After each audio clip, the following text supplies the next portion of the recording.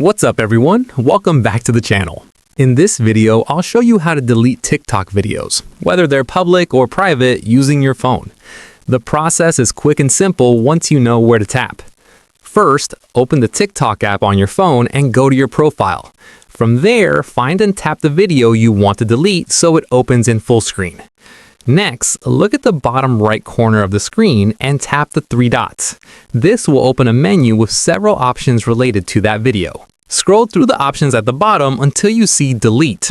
Tap on it and TikTok will confirm your choice. Finally, tap Delete again in the pop-up window. Once you do that, the video will be permanently removed from your profile and from TikTok. Just keep in mind that once a video is deleted, it can't be recovered. So make sure you're deleting the right one before confirming. And that's it. That's how you delete TikTok videos quickly and easily. If this helped you out, don't forget to like, subscribe, and I'll see you in the next one.